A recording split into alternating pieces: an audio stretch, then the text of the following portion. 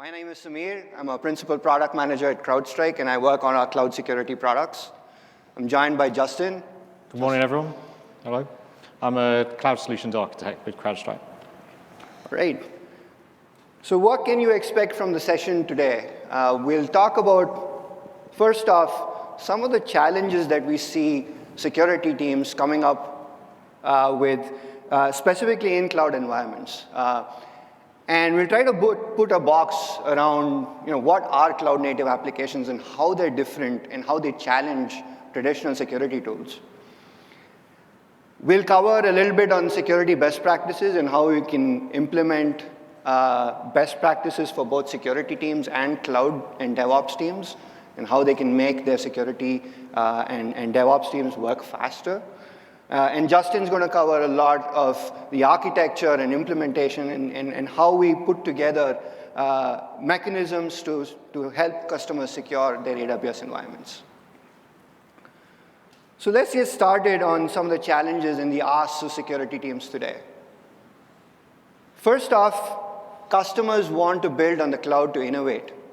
They want to build applications faster to meet the needs of their own customers. What that means is security cannot be an afterthought. It cannot be built fast and not secure. It has to be built fast and secure at the same time. What that also means is that customers want visibility into their entire cloud infrastructure and all of the services, their repositories, their code bases, and infrastructure that's being deployed across all of their accounts. Once they have this ability, they also want to understand the posture of these infrastructures and the configurations associated with it so they can establish the risk that they're exposing themselves to and make the appropriate configuration changes and put in guardrails that enable them to stay secure. Once this infrastructure is deployed, you also want to continuously protect it. You want to make sure it's immutable. You want to make sure that any threats that are part of unknown unknowns are being detected and covered for. And finally, because the cloud is such a dynamic place and most of it is built with infrastructure as code and is orchestrated through APIs, security teams need to automate most of their low-level sort of risk behaviors and implementations of remediation, but also make mechanisms to ensure that the detections can be filtered so they're not looking at noisy detections. The way they need to achieve this, especially, is to work with the cloud team and the DevOps teams to ensure that they can collaborate on security, both by putting frameworks together and the tooling in place to help their DevOps teams, but also build it in a way that can secure cloud-native applications. So let's talk a little bit about cloud-native applications. What are they? Let's start off with the traditional three-tier app, which everyone's aware of. You had 3 tiers where you had some sort of a web front end, you had an application tier and a database. And you segmented them, you allowed traffic between them, you secured the infrastructure, and it was all a single process for a monolithic application. It was also developed and maintained by a single large team on infrastructure that was centralized and a code base that was in one place. Now, you take the example of a cloud-native app, it's split into several layers. It's not all of the layers here, but it's split into different layers. The top end of it, the web layer, is pretty straightforward. But now, the application itself is split into multiple microservices. And these microservices are built by multiple two-pizza teams, each of them developing either a small component or an entire feature on backing services that are typically things like load balancers and databases, which run on cloud infrastructure. And all of this is done using infrastructure as code.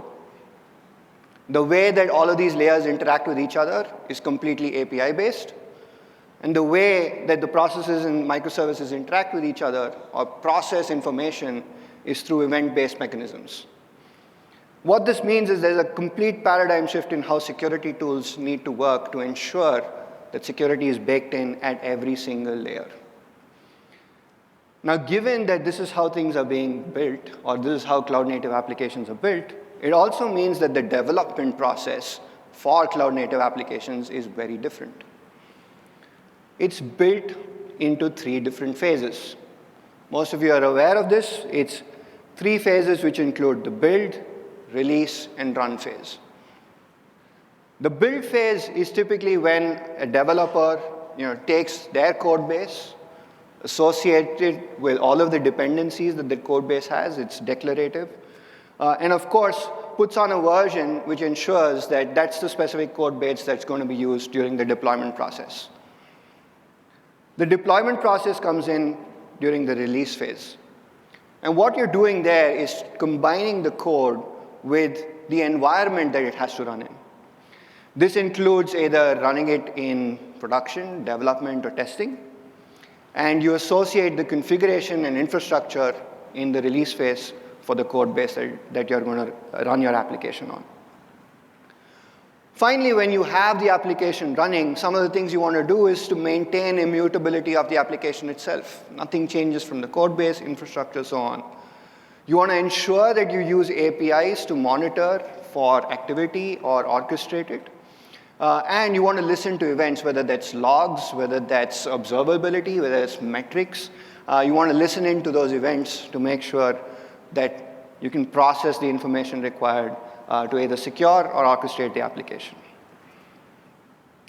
What that means is that you need to implement security at every stage, whether it's build, release, or run, and at every layer, which means when you're doing a code base, you need to understand things like vulnerabilities, risks, and so on, understand the environment and what rules you need to put in place for different environments, and when you're running it, what are the specific metrics you need to actually listen for interesting information to secure the application. Now, this is done only once, but think of a world when you have a code base per application, and an application can be just a microservice, which is built to be continuously delivered. You have hundreds of these being deployed thousands of times a day. That's the scale at which our customers are deploying applications, and they need to secure through the lifecycle of that application itself. So how do you get started? What do you do as a security team to help ensure that the businesses run securely? So we'll walk through a few best practices first on some of the things that we've observed and talk to customers about on how they can ensure security from the build phase to when the application is running. Now, the build phase actually, I categorize it into 2 sort of layers. One is the pre-build phase, where you're storing all of your data, including your code and dependencies, in some sort of a repository. The second part of it is you take all of that information and you create a compiled version or an executable that you then can put into an environment. This includes containerizing the application, including the base image, all of the frameworks and tooling to orchestrate it, as well as versioning it. There's 2 ways that you can look at it. As a security team, now you're required to move security left. And what that means is you're getting involved right at the beginning of when the application is being developed. The first thing that you want to do and have a conversation about with your DevOps and cloud operations teams is to understand where are all the repositories and code bases. Identify where they're located and make sure you can connect to them. The second thing you can do is, once you have that information, ensure that you can understand all of the software packages and dependencies that are linked to that particular code base.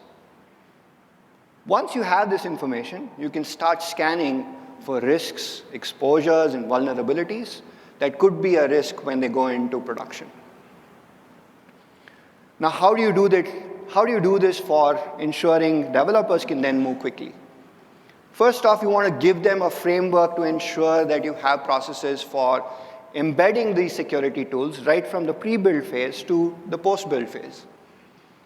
Putting together a framework that allows them to use existing tools and processes and workflows ensures that they are unblocked and can continue using security tools right from when they're developing the application. So tooling becomes an extremely important process to ensure that you can move quickly. The second thing that you can do is to always scan and audit these code bases and the builds before you promote them to being deployed into production. And so you can ensure that only the most secure code bases that meet both the compliance requirements and risks that you're looking for to move into a world where it's running in production. Now, how about runtime? Now, once the application is deployed, these are usually microservices built on containerized environments, which means typically these are treated as cattle, not as pet. So that means they're short-lived, elastic environments, which means you need to make sure that while you're deploying it, you're monitoring for changes, you're looking at the metrics that you need to create observability of the application itself, look at risks. You want to understand and scan for the volume of events that you're getting from these different resources, any variance in sort of the infrastructure and the orchestrators that you want to account for, and you want to make sure that you have the tooling to cover all of the different container runtimes that a typical application developer could use, whether that's Docker or Cryo or any of those. Now, all of these applications are built and run in the cloud. And what that means is for cloud teams to move quickly, they need to understand the shared responsibility model and how that differs across the different services that you typically use or the different types of services. Now, there are three types of services that you typically encounter. You call them IaaS or infrastructure services. So you have to secure everything from the hypervisor layer. You have to secure everything from the base OS layer up to the application layer. The managed services, where you don't have to really worry about the OS, but you need to worry about the data, the identities that access it, as well as ensuring that the right set of applications are being deployed in those sort of services. And then you have abstracted services. These are things like Lambda, where all you're doing is ensuring that the data and the identities that are associated with it are rightly sized and privileged to ensure that there's no real access across a wide set of audiences. You also want to make sure that they understand what are the governance and compliance regulations that are required off of them, and put in guardrails to ensure that even if they deploy something that's maybe misconfigured, you can catch that before they get deployed.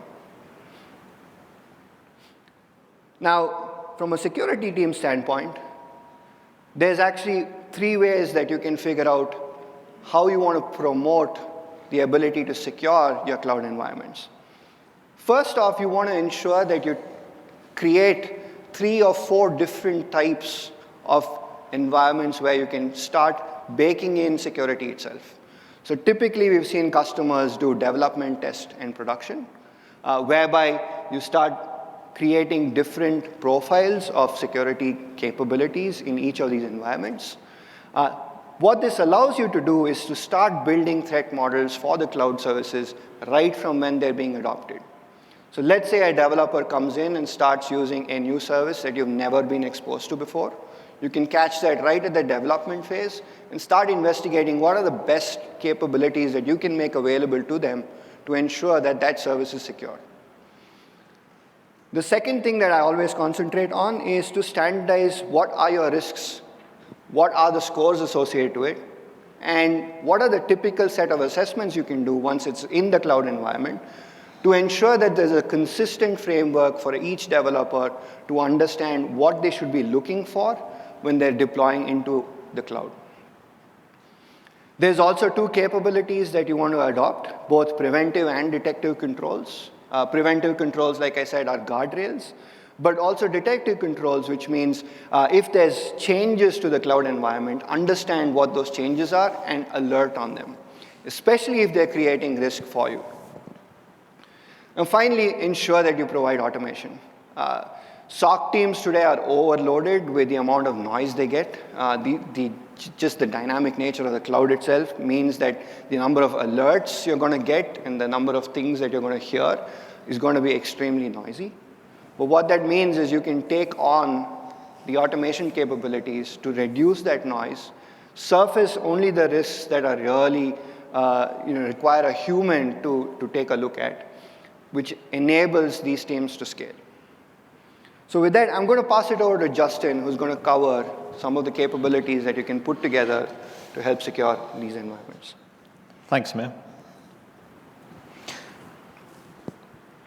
So just before I start, as Samir said, so what I'm going to do for the next half an hour, I think, is just walk you through a little bit about the product, a little bit how we deploy it, and some of the integrations we have. So I'm going to start with shifting security left. So we're going to start with shift left. What I would say about this as I go through is if you are thinking of using CrowdStrike for your runtime protection, you should implement some of the security tools we have in the shift left. And that's not saying you need to displace any existing tools you have there. We're very much aware that security teams, when they're working with container environments, have to work with a wide range of people. They have to work with the dev teams and probably a lot more teams and the more dispersed teams than they would have done in the past. And they may well already have security tools in place. So everything we're going to talk about here will be a non-breaking change to that environment. And it will add value to the runtime itself, even if you only take it to really provide additional value to the runtime. So if you're not familiar with CrowdStrike, I suspect most of you probably are, but if you're not, we always talk about being adversary focused. So one of the things about the CrowdStrike console is we often talk about the adversary, and we try and provide information about the tools and techniques that those adversaries will use. And we publish a threat report on a yearly basis, and we had a cloud section on that fairly recently. So when Samir and his team are building the products and building the UI, it's with that in mind. It's about making sure that we present the data to the security teams that help them both understand the threats that are out there and the tools and techniques the adversaries are using, giving you the tools to counter those adversaries, and also have a view of the security controls you have in place in order to be effective at countering them. So we'll talk about shift left. So in this example, we've taken AWS. It could be true for any code environment. I run a dev day session, or I've run several dev day sessions recently, focused around EKS and a build environment, and we've actually used this in the lab environment. We'll be running some more in the future, so you'd be welcome to join one of those events. But what we do is we take a container, and we build it through code commit and code build. We then have a simple script. What the script will do is just take that container image, and it will submit the image to the CrowdStrike registry. Now, the wonderful thing about containers is they're all infrastructure as code, so we know exactly what goes into that container in terms of the software packages that are being used and the code that's actually being used.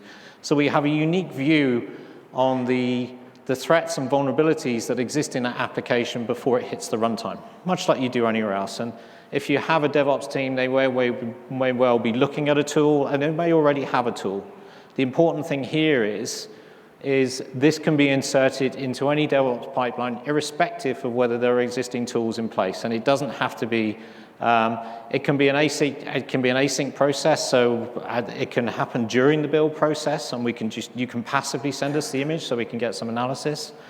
Or the other thing we can do here as well, if we can set policies within the CrowdStrike console to give the developer an idea whether what they're submitting follows your org's best practices in terms of what you're prepared to accept in terms of risk associated with any vulnerabilities.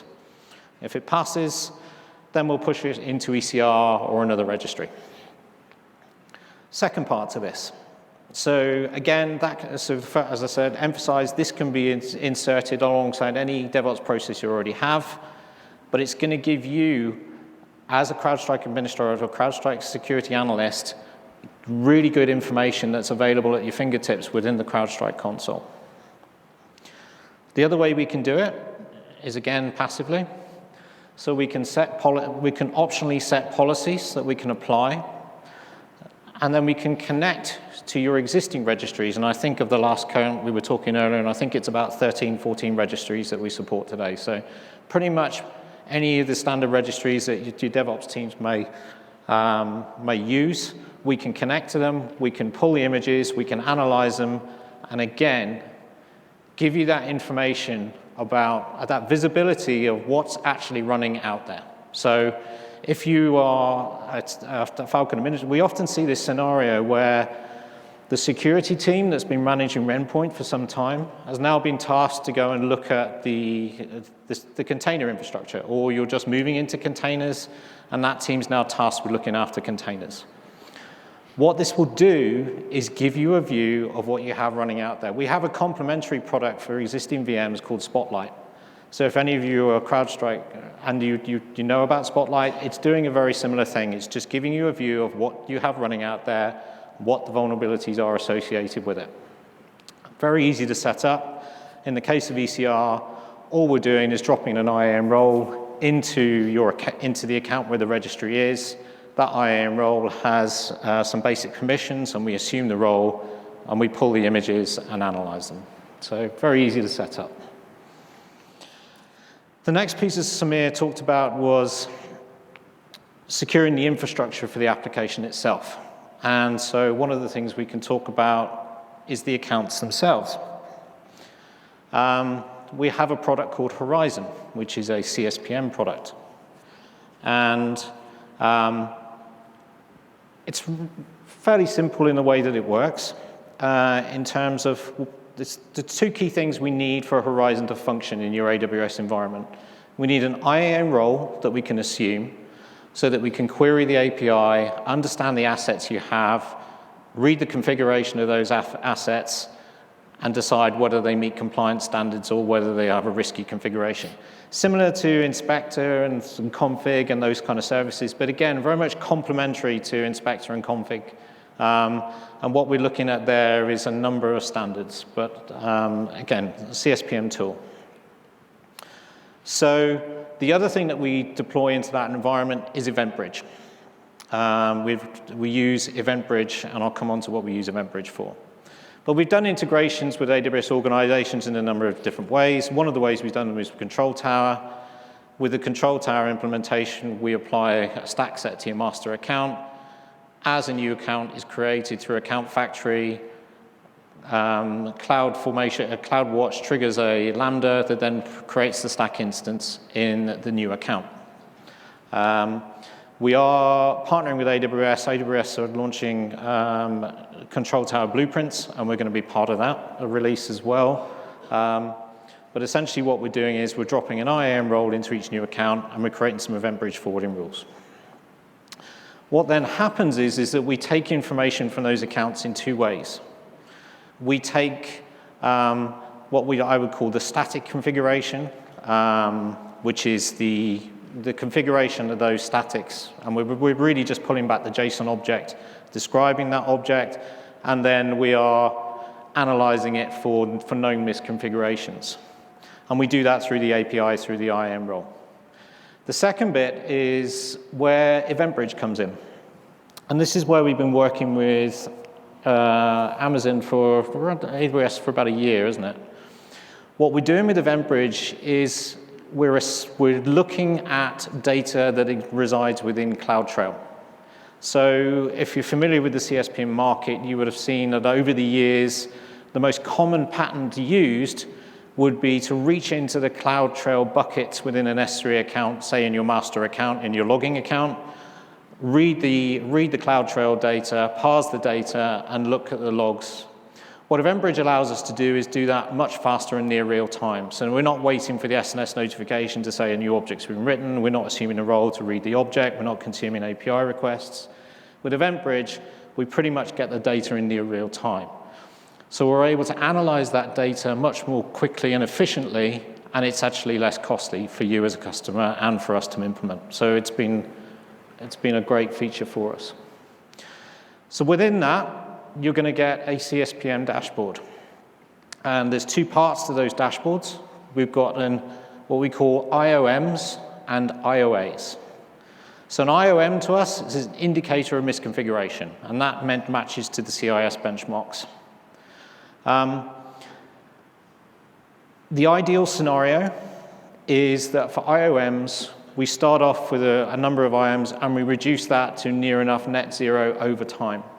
And the way we'd ideally do that is that we build everything through infrastructure as code. We build things through CFT or Terraform or the CDK, so that when we pick up anomalies in the account where things have been built incorrectly, we go to a feedback loop, we fix it in a template, we build from a template, it's a known good configuration.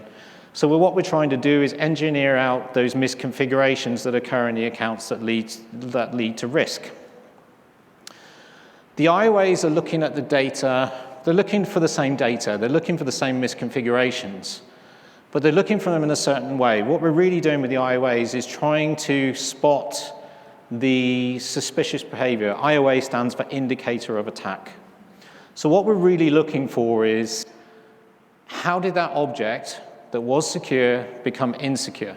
So an example may well be an S3 bucket has changed from being private to public. So an ACL has been written to the bucket, or CloudTrail has been disabled, or CloudTrail or S3 bucket access logging has been disabled. There are a number of them. There's quite a few around IAM policies and lateral movement. We've got a number of different IOA patterns that we look for.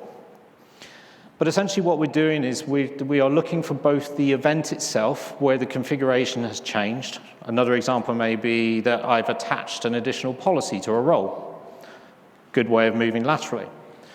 But we also look for the recon events that are associated with it. So one example for an indicator of attack would be that I'm in the bucket example. I may well list all my S3 buckets. I may well then list my bucket access policies.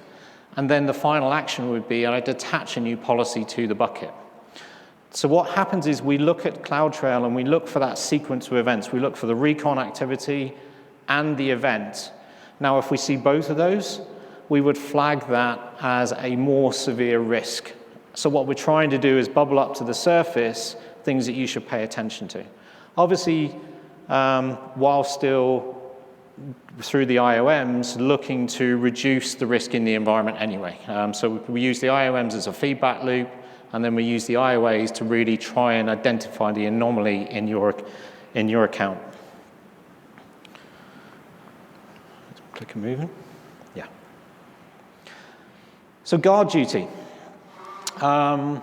We put GuardDuty in here deliberately today just to talk about it. So CrowdStrike has been a feed of threat intelligence into GuardDuty for some time now, certainly since I've been with the company. So there are certain partners, there are certain companies that AWS partner with to provide threat intelligence feeds. We've been one of those for some time. What is interesting to us is that we've seen GuardDuty evolve over time, and we're quite excited to see the new announcement around EKS and process monitoring. We think that's a really interesting and good addition to GuardDuty in terms of EKS. Because when we talk about AWS and the way we partner with them, the message we always try and deliver is better together. So what you'll see in any of our presentations is when we look at the tools we develop, it's a case of, do AWS already have a tool to do it? Is there some way we can enhance the tool? Or is there a gap that we need to fill? So in case of GuardDuty, it's a great tool, scales fantastically well. It does analysis at scale, far bigger, better scale than we do. So providing a threat intelligence feed to it was a really good solution for both. So another thing we've done recently is this CIEM, I think is the pronunciation, is that correct? I think it's an awful word. Cloud Identity Entitlement Management. So what we're doing there, again, is not something unique. It's not something you can't do in the AWS console, but it's providing the CrowdStrike administrator with information about the IAM roles and the IAM policies that you exist in your cloud and how those policies and roles are being leveraged. So do I have an IAM profile attached to an EC2 instance?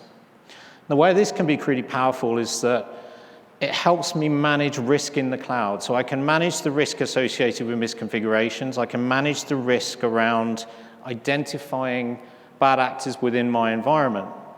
It also helps me manage the risk associated with the blast radius. If an instance is compromised, I can make sure that I'm implementing least privilege, or if an instance is compromised and I'm dealing with an incident, I can immediately, still within the CrowdStrike console, get a view of what role was attached to that instance, what else can that instance see, is it possible to do any privilege escalation on that profile that's attached to that instance? So I can quickly work out what the potential consequences of that breach are, and it helps me then have a more informed conversation with the rest of the organization. Now, it may not be that the CrowdStrike administrator manages the IAM roles, but they at least understand the consequences of what's happened, and they can have a more informed discussion of what's going on. So again, we can use our tools in a number of different ways. But the information we always bring into the console is designed around, we have a slogan, I can't remember the exact numbers, but it's all about the time between first detection to response and minimizing that time. But what we want to do is make sure that we give you the tools that enable you to make fast, informed decisions about what you need to do. So we talked about IOAs, and this is really just drilling down a little bit further. So I just wanted to highlight this because it's a fairly new thing for us. So we've got 60 plus IOAs at the moment. We tend to group the IOAs by service. So if you go in there, you'll see them grouped by S3, IAM, Lambda, a number of different ones. And any IOA is immediately mapped to the MITRE attack technique. So it's useful for people who are also coming to the cloud, who don't necessarily understand all the threat vectors and all the attack techniques today. So what we'll do, we'll bubble up the IOA, we'll give you the background to the attack, how it's likely to have happened, what possible threat actors would be using it, and what you need to do to remediate it. So the next thing I wanted to come on to really is the runtime. So when we look at the CSPM side or the pre-runtime side, the CI/CD integration, we can deploy those products, and they're complementary to anything you have out there. The runtime is probably the one where people will make a vendor selection and stick with it. Although I think, as I said, the introduction of GuardDuty and the process monitoring means that it's good in a way in an EKS environment, you have a secondary way of monitoring your processes. So 2 ways we do container environments. The first is with what we call a daemon set. Now, a daemon set, everyone doesn't know, for Kubernetes, is just a way of defining that we will have one instance per node running in the cluster. That's all it does. It's like a replica set, but instead of saying multiples per node, it's going to say you're going to have one running per node. Now that essentially is like the good old-fashioned Linux sensor that will run on your EC2 instances. So again, if you're used to CrowdStrike and you're running the Linux sensor on your hosts, the daemon set sensor is very similar. It's one per host per node, and it monitors all containers running, and it will also protect the underlying node. Applicable where you have access to the node itself, so you have access to the operating system, and the operating system is supported. There are other container environments that are fully managed, so Fargate is a good example, where AWS manages those nodes for you. Now, if you choose to use CrowdStrike there, we have a solution. And what we do is we install what we would call a sidecar or a pod or a serverless container. What we're doing there is we are deploying the CrowdStrike protection container alongside your running container inside a Kubernetes pod. So think of that as just something you need to do for a Fargate environment where you can't manage the node. So If in Kubernetes, the rule of thumb is if you can manage the node, you can go with the daemon set. If you don't manage the node and you don't want the hassle of managing the node, but you still want the visibility and protection from CrowdStrike, go with the container sensor.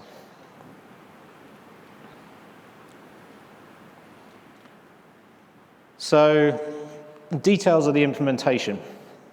So a DevOps team typically uses one of two tools to manage these environments. They'll either use a Kubernetes operator or Helm, which we typically refer to as Helm charts. In the case of what we do and what we use these tools for, they're very, very similar. There's subtleties in the differences between them and what they try and achieve and how they achieve it. But for what we need to do, which is getting a sensor onto a node, into a cluster, they pretty much do the same. We don't care which one the DevOps team will use. I think the idea is that we are conscious that we're working with DevOps teams that have their particular reasons for going with certain tools and techniques. We don't care, we'll support them.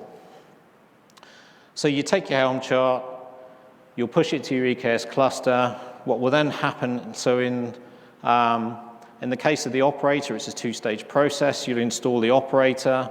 The operator sits on the cluster and then listens for requests for you to deploy the CrowdStrike sensor. And then the operator itself takes care of the deployment. Helm, you download a Helm chart, you apply Helm, and Helm will go out and talk to your cluster and tell the cluster what it needs to do. So it's either you talking direct to the cluster or you talk to the operator are the two real scenarios of how that works. The second run is if you're running Fargate. Again, you can use either the operator or the Helm chart, and you can deploy that as a sidecar. So one of the other things we can do as well is container drift detection, prevention. Now, this is something that is really, if you're thinking about the containers, the CrowdStrike sensor, very, very similar. What you'll see in terms of the detections, it'll look very much like any other CrowdStrike detection. We've done that deliberately so that those teams that are used to managing incidents or managing detections in the CrowdStrike environment can manage a cloud environment in exactly the same way. They can use the same tools, processes, and procedures to deal with any issues within the cloud environment. So we wanted to really keep compatibility with anything that you've already developed. Drift detection is one other thing. We can turn it on. What it assumes is that that container essentially is immutable. So we would flag on any new files being written to the file system or any changes to the container. Now, typically, if your container is more like a VM, but it's been a VM that's been turned into a container, not so applicable. If you're running in a microservices environment where the only thing this thing does is boot and run Node.js and communicate with an SQS queue or an SNS topic, it's never going to do anything else. So if you see a file system dropped into that container, we'd flag that as an anomaly straight away, and that's essentially what drift detection does for you. So a couple of other things. So CrowdStrike, what happens is when you deploy a sensor, first thing the sensor does, it phones home to the console, signs in, and gives us what we call an AID, an agent ID. The way it does that, it goes over to the internet. It actually connects to the services we have hosted in Amazon. So it actually comes in through a couple of NLBs. We host two domains, cloudsync.net, and you connect it over the public internet. We do have a lot of customers who run their workloads with no public internet access. They might well bring it back over Direct Connect or something like that through to a corporate firewall, or they might just run their VPCs with absolutely no internet access at all. In that case, what we do, we implement PrivateLink, we drop two VPC endpoints into a VPC, and then we use Route 53 to override the DNS settings within the VPC and steer it to the VPC endpoints. Works great. So the VPC endpoints are deployed into a certain region, so the only thing you would have to take care of is bringing that data into the region where the VPC endpoints are. So the next thing I was going to talk about is automation. So we have an API for everything. I'm going to talk about a couple of integrations in a minute. And these integrations where we've heavily focused on the API. We have a number of SDKs. We have a Node, Python, Go. I think we're working on a Ruby and a Rust implementation as well. But we pretty much have an SDK for most whatever flavor you prefer. We publish everything in Swagger as well. And we use these APIs extensively for the APIs that we run. So a couple of examples of what we've done. We had a customer with a couple of customers with a unique requirement. What they wanted to do was to take an S3 bucket, and they had, it was a small service, so they didn't want to, they wanted a quick and effective way of scanning essentially files within an S3 bucket and looking for malware. What we did here was, as the bucket was written to S3, there was a Lambda that takes the file, submits the file to CrowdStrike. We get a verdict on the file. If the file's malicious, we'll delete it. Pretty much standard. What we'll then do is, if we see an issue, we create the finding in Security Hub. So we'd have a finding within the CrowdStrike console, and we'll have a finding within the console, within Security Hub as well. Integration with Security Hub. So we use this quite a lot. We use this one in our EKS dev days that I've talked about earlier. So when we have a detection, or what we call a detection or a finding or an incident, they're all mapped together. When we find a problem in your account or on your host, we also have the ability to stream that data to what we call our streaming API. So essentially, it's sending those detections as a JSON object to a streaming API. What we have with the Security Hub integration is a workload that sits there consuming the data from the API, drops the data into an SQS queue. And then what we do is we use a Lambda to write that to Security Hub. Now, we wrote this in this way quite deliberately, one for scale. The thing about the streaming API is it will send all detections. So we don't filter, we just send all detections out. So what we've got the ability to do with the fig is do some pre-filtering if we choose to do that. So I might only choose to take my AWS events. I might choose to take them from EC2. I might only chase container events. Doesn't really matter.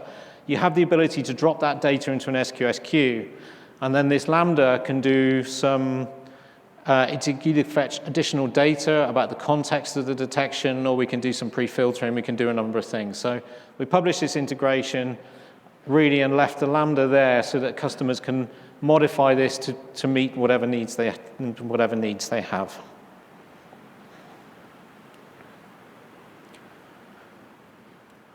So we were lucky enough to be invited to be a launch partner for AWS Network Firewall.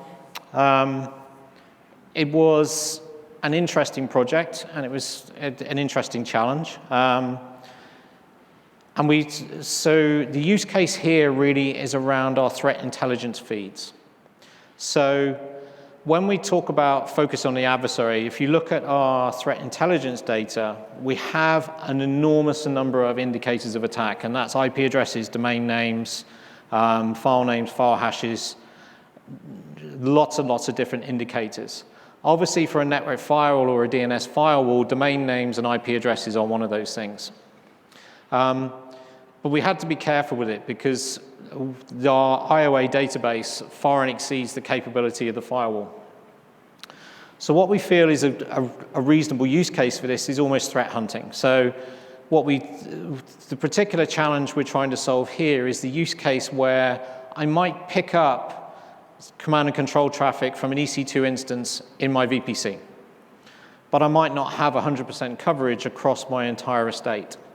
So what we can do, and what we did with the integration, is take the malware domain that we detected from the detection, and we push that back into the network firewall as something to go filter on. So what we're doing there is looking at suspicious data, and we're using the network firewall to go threat hunt in the environment. So it's almost doing what GuardDuty would do, but we're really threat hunting at the perimeter. Now, if you had a next-gen firewall or anything like that, this would work in exactly the same way. We're really just programming rules. One of the great things about the AWS network firewall is it scales really well, and you can put it in a VPC, and it's relatively cheap to operate. We're working equally well with a DNS firewall.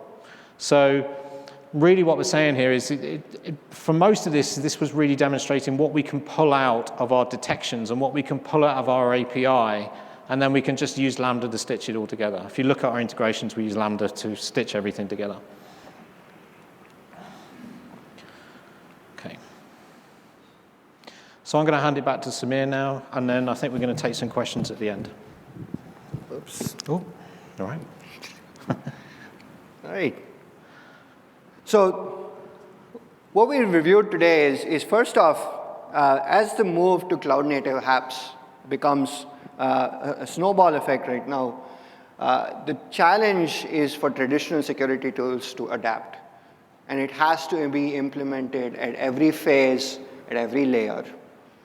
And what that means is when you're going from build to run, you want to ensure that you're scanning for risks across your code bases.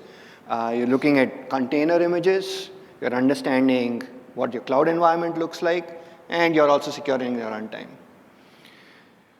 Second thing is that as security teams now take on this burden of ensuring that these cloud-native applications are secure, they are also going to be putting together frameworks and tooling to ensure that they can effectively enable their development teams to ensure that these security tools and capabilities are built right from the build phase. And finally, given the complex nature of cloud-native applications and how to secure them, it means that the defense-in-depth approach is still a very relevant framework to use. And security has to be built in at every layer, and that starts right from the build phase. So with that, thank you very much for your time today. I appreciate you coming, and we're going to be down here to take any questions you have. But thank you again for the time.